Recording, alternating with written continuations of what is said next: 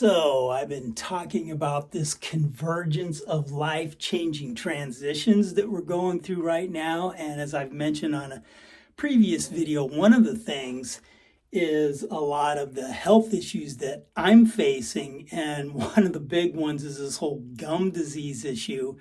I've got 3 degenerated discs in my back, which has kind of been killing me in the mornings. Thankfully, I figured something out that helps out with that. And then I also got the old guy enlarged prostate thing where it's messing with my sleep, having to wake up too many times at night to go to the bathroom. So that kind of is messing with me. But the gum thing, as I've mentioned before, can be really serious in that I really need to work on fixing that, with it been linked to Alzheimer's and heart attacks, cardiac arrest, stroke, all kinds of things like that. So that's something that I really need to take serious and try to do something about that. Someone might ask, dude, why don't you just brush and floss your teeth?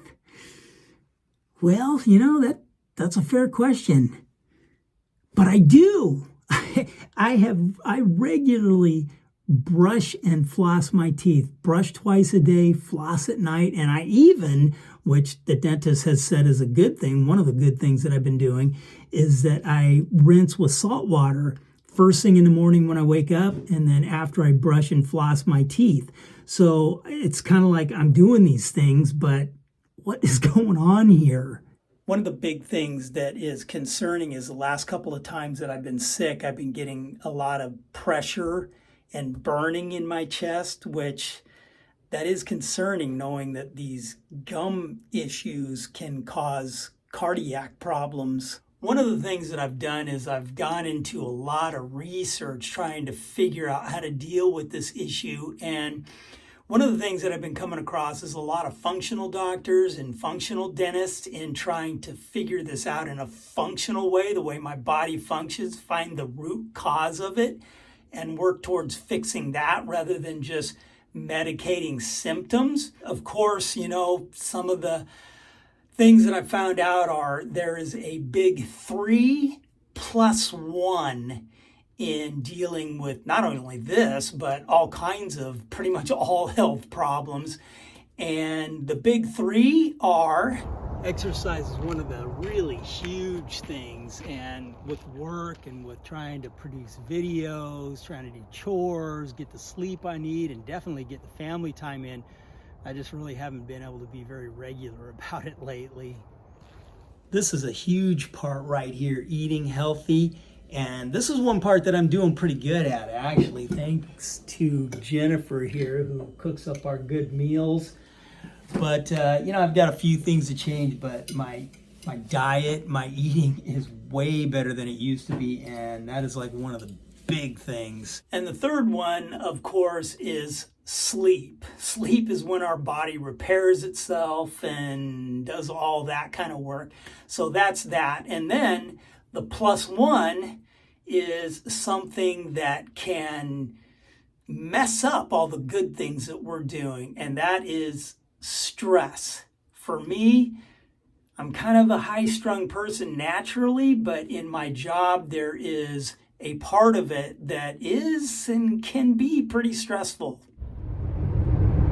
City traffic is a little bit stressful. I actually found out that there were some things that I was doing that was kind of messing up my gums. One of the things is being a driver, and I don't like coffee. So for a while I was drinking sodas and energy drinks. That was not a good thing. Even though I was chasing it with water and rinsing it off my teeth when I take a drink, that was not a good thing still. Another thing is whenever I would have bleeding or my gums would be sore or something, I think in my mind, I'm thinking, well, I need to really go at this and really brush. And I think it was just brushing and flossing too aggressively. And that's not good for the gums. Apparently, the gums are only 1 cell thick. So I'm like, imagine like taking a brush if my arm was dirty and just scrubbing away on my arm to get that clean, and apparently that's not good for your gums either. And then my diet, I have a sugar tooth. I love sugar, pastas, breads, all those kind of things were not healthy for the gums anyway. They fed the bad bacteria, which is what eats away at the bone and the gums and all that kind of stuff and causes the infections. One of the other things that I think that I've done that helped lead to the gum issues is not going in to get cleanings at the dentist enough. One time I didn't have insurance for a long time, and I just figured if I had good oral hygiene and I took good care of my teeth myself, that would kind of override not going to the dentist. But nah, you need to go to the dentist. Now, of course, I'm no dentist or doctor. These are just things that I'm trying to see what could help out with my gum issues and oral microbiome and getting the pH right in my mouth. That are all things that I've been learning about. You know, there's the gut microbiome, but the oral microbiome, when you have gum disease, it sends toxins all throughout your body, and that's how it can cause all these other problems. So I would check with your dentist or doctor. Don't just take my word for it. I am learning online through videos and stuff like that, through functional doctors and functional dentists online. But one of the things that I came across in trying to help out in these areas are these kind of more natural toothpastes. The commercial over-the-counter toothpaste and mouthwashes, they contain fluoride and all kinds of harsh chemicals, which, as we know, you're not supposed to swallow the stuff, are toxic to our bodies. So that's a little concerning when you're putting the stuff in your mouth.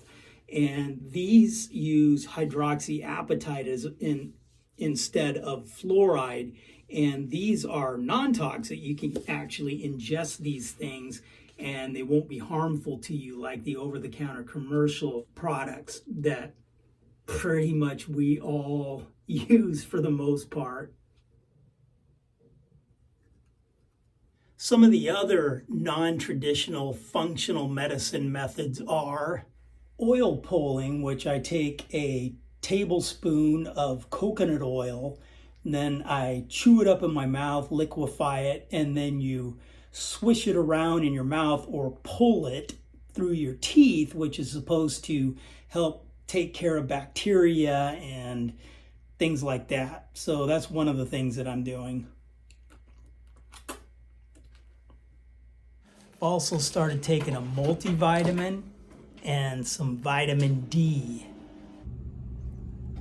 I'm also doing intermittent fasting, 15 to 18 hours, 4 days a week. I'm hungry. I want to eat. Another thing that I'm doing is taking oral probiotics. And this is full of good bacteria that helps keep the oral microbiome in balance in your mouth, it's full of good bacteria that helps keep the bad bacteria in check and brings healing in the gums, because it's the bad bacteria that causes all the gum issues. And when you have the infection and gum disease, that's how the bad bacteria and all that get in your bloodstream and go up throughout your entire body and cause all the other really serious health problems. So I'm hoping by adding that this will help keep those bad bacteria in check and help bring healing in my mouth as well. According to the one functional dentist, at the top of his list of things that cause oral gum disease and health problems in there is mouth breathing. And if you sleep with your mouth open, that, I guess, throws off the pH, according to him, makes it more acidic, which ends up being good for the bad bacteria and bad for the good bacteria. So what does he recommend for that?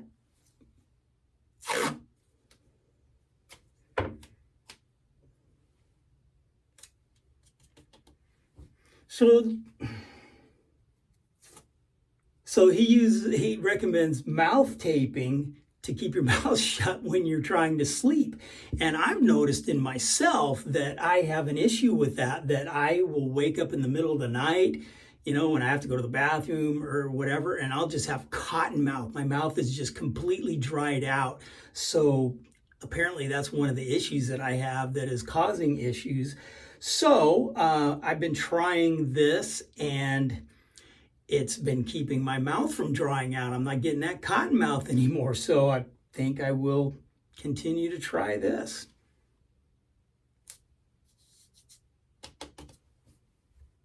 It really has not been fun having this gum disease, gum infection. And I've been dealing with this for decades, from when I really first remember the first time that my gums would bleed. Man, that was 30 years ago or more that started. So anybody out there that has gum bleeding, get on it right away. Don't let it go.